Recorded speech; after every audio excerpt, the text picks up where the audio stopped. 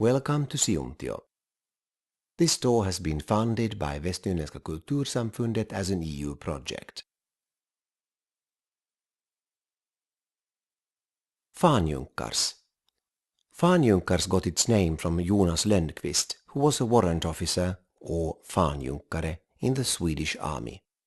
His daughter Charlotta Lönnqvist inherited the soldier's cottage, which stood in the grounds of Sundby Castle. The lease she paid in cash. Charlotte made a living by catering for weddings and funerals, as well as by instructing girls from larger farms in the area of housekeeping. She was, moreover, generally industrious and brave, known even to have hunted wolves. All the same, Fanjunkars is best known as residence of Finland's national author, Alexis Kivi, who lived there for 7 years from 1864. These years was his most productive period, and it was here that he wrote the greatest part of his works, including 7 brothers, no less than 3 times. Charlotte took care of all things practical, from food to clothing, so that Kivi could concentrate on his creative efforts.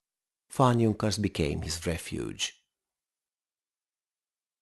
Previous to this, Kivi had lived at several locations in Siuntio, including with his brother Juhani Stenvall.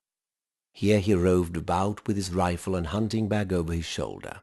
He went rowing and fishing, drawing inspiration for his poems and descriptions of nature.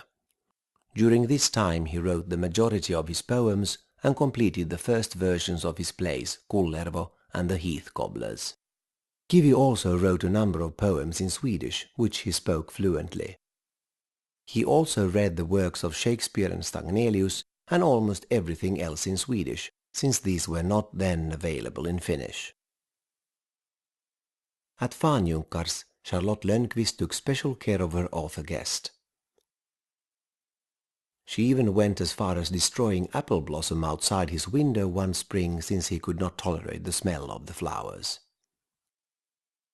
Despite the fact that the people of Siuntio and his native municipality Nurmijärvi generally looked down on his authorship, Kivi had at Fanjunkars his own study and peace and quiet in which to work.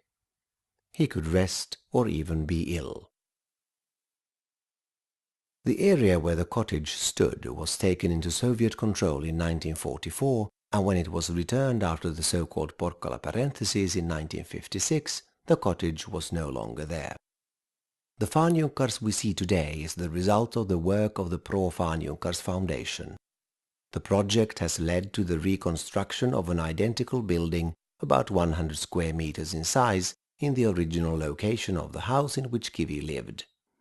This has been done to honor the memory of our national author and to take care of an important part of our cultural heritage.